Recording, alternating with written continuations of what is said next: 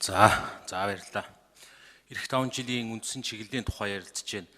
Эндээс 2 3 асуулт байна. Эхний асуулт нь ирэх 5 жилд Монгол улс юу хийх вэ гэдэг баримт бичгийг гэж ойлгож байна л да. Тэгэхээр Монгол улс юу хийх вэ гэдэг дотор засгийн газар нь юу хийх юм, улсын их хурлын юу хийх юм, ерөнхийлөгч нь юу хийх, иргэний нийгэм нь юу хийх юм, иргэд нь юу хийх юм, бизнесүүд нь юу хийх юм гэдэг ийм цогц хэмжээний баримт бичих байх гэж.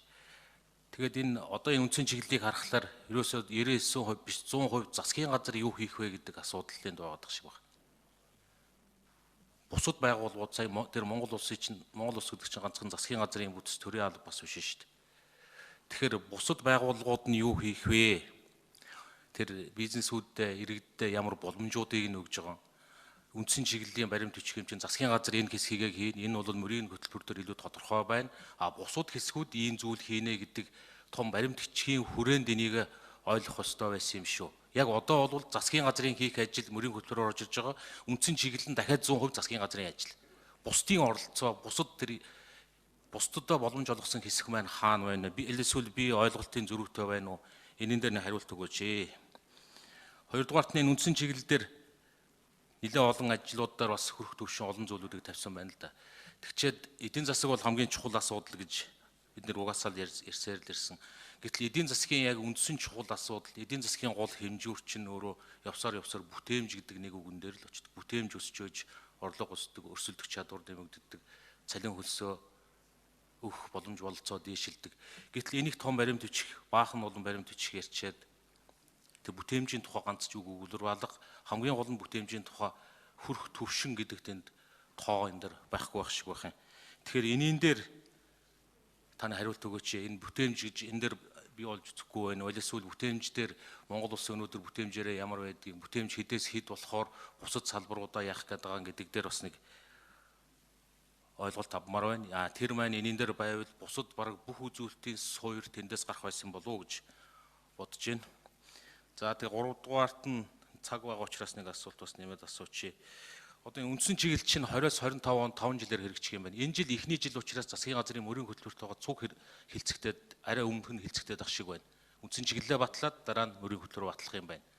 Гэтэл 2024 онд улсын хурлын сонгуул болоод шинэ парламент, шинэ засгийн газар бүрдээ мөрийн хөтөлбөрөөр баталчихна. 25 онд нэг жилийн дараа үндсэн чиглэлээ батлах уу? 2028 онд бас сонгуул болно. Дахиад 5 жилийн дараа 30 онд үндсэн чиглэлээ мөрийн хөтөлбөр энэ бүгдийг нь баталчаад араас нь батлах уу? Энэ өөрөө зохицуултын хувьд хэрэгжих боломж, эзэн биений хувьд хэр зэрэг боломжтой зүйл вэ? Ийм 3 асуулт байна.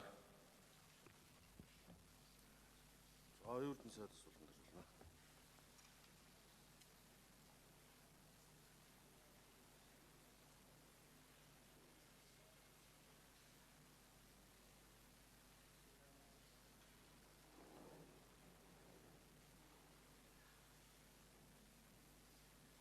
Оюутан сайд асуултанд хариулна.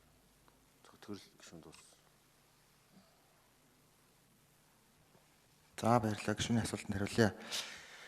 За шалгуур үзүүлэлтэн дотор бол яг бүтээмжийн тийм одоо үзүүлэлт буюу индикатор гэж бол одоо шууд яг ийм бичиг баримт тусгагдах байдлаар байхгүй. Зөвхөн бүтээмжийг өрсөлдөх чадварын үзүүлэлт жишээлбэл 52.6-аас 58 бизнес эрхлэлтийн үзүүлэлт, хэрэглээний тэгш бас байдлын үзүүлэлт нэгжээр за мөн одоо эдийн засгийн идэвхтэй хүн амын ажиллах хүч, нийгмийн татгалт хамрагдсан хувь, ажиллах хүчний хоролцооны индекс зэрэг үзүүлэлтүүдээр ерөөхдөө нөгөө бүтээмжийн асуудлуудыг үзнэ гэдэг байдлаар үндэсний хөгжлийн газар дээр томьёолт юм байлаа. За энийг яг үндэсний хөгжлийн газар мэрэгчлэлтэнгүүд илүү дэлгэрэнгүй тайлбарлаад явчих болох бах. Тэрнэр энийг өөрөө одоо бүтээмжийн үзүүлэлтүүдийн 5 индикатор гэдэг байдлаар томьёолоод явд юм байлаа. За яг ер нь бол одоо бүхэл их хурл ингээд явж байсан юм байлаа л да. Одоо жишээлбэл сонгуулийн дүнгээр улсын их хурл байгуулагдана. Улсын их хурл засгийн газраа байгуулна. Засгийн газрынхаа үйл ажиллагааны хөтөлбөр дээр засгийн газрын үйл ажиллагаа, улсын их хурлын эрх зүйн шинжилтэй холбоотой зорилтууд бүгдээрээ л тавигддаг. Жишээлбэл өнгөрсөн 4 жилийн засгийн газрын үйл ажиллагааны хөтөлбөр дотор үндсэн хуулинд нэмэлт өөрчлөлт оруулна гэдээ орцсон байсан. Энэ бол их хурлын ажил. Гэхдээ энэ бол засгийн газрынхаа үйл ажиллагааны хөтөлбөр дээр тусгагдаад их хурл нь засгийн газраа дэмжиж хамтран ажилладаг ийм зүйлтэй. Яг нь ер нь зүгээр одоо энэ яагаад 5 жил байна, яагаад 4 жил байна гэдэг нь засгийн газрын хувьд бол бидний хувьд одоо гүйцэтгэх засаг гүйцэтгэх засаглал хууль тогтоох засаглалаас гарсан эрх зүйн хэм хэмжээний хүрээнд л ажиллана. Тэгэхээр их хурл хөгжлийн бодлого төлөвлөлтийн тухай хуулийг баталсан. Тэр үл засгийн газрын өргөн мэдүүлсэн хууль байгаагүй. Их хурл нэгэнтээ хөгжлийн бодлого төлөвлөлтийн хуулиар урт хугацааны хөтөлбөр нь 30 жил байна. Үүнээс дунд хугацааны 10 жилийн хөтөлбөрүүд байна. Үндсэн чиглэл болон хөрөнгө оруулалтын жагсаалт 5 жилээр батлагдана. Засгийн газрын одоо үйл ажиллагааны хөтөлбөр 4 жил байна. Яагаад гэвэл ерөнхийлөгчийн бүрэн эрхийн хугацаа 6 жил, улсын их хурлынх 4 жил байгаа учраас 5 жилээр авах нь зүйтэй гэдэг байдлаар хуульчилсан учраас энийг хууль тогтоогч та бүхэн л засахгүй бол засгийн газар хуулийн дагуу бид нэр ажиллаа хийсээр л байх одоо ийм үүрэгтэй.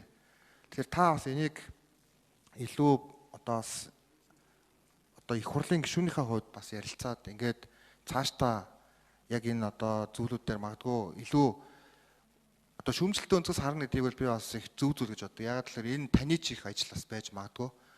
Тэгэхээр тэр зүйл дээр одоо жил илүү уялдуулах ийм зүйл дээр та бас өөрөө юм бүтээлч байдлаар бид нартай хамтраад ажиллаад явчихвал болно. Ер нь бол яг энэ үндсэн чиглэлийн хувьд бол анх удаа ажлын байртай холбоотой за бас энэ төсөл хөтөлбөртэй холбоотой юм хэвтэй цаасан дээр төлөвлөж орж ирж байгаа анхны баримтч болж байгаа.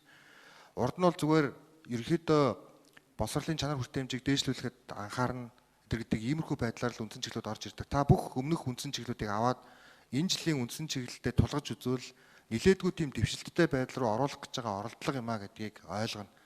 Тэгээ үүн дээрээ тулгуурлаад засгийн газрын үйл ажиллагааны хөтөлбөр үүн дээрээ тулгуурлаад төсөв явуулж чадвал бидний олон жилийн хугацаанд яриад байдаг хөгжлийн бодлого, сангийн бодлого болон төсвийн бодлого за Монгол банкн дээр байгаа мөнгөний бодлого 3 огтлцчихж энэ маань яг бодиттой юм одоо хэрэгжих үндэслэл болно. Тэгэхгүй бол хөгжлийн бодлого нь нэг тал руу явцдаг. Тэр нь одоо жишээл их хурл дээр төсөв батлагдахад октоор бодлого болоод хувирчдаг.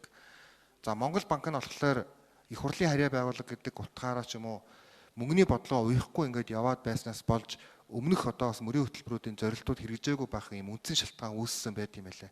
Тэрийг ч бас аудит сая бас дүгнэлтэндээ дурдсан гэдгийг хэлхийг хүсэж байна. Баярлалаа.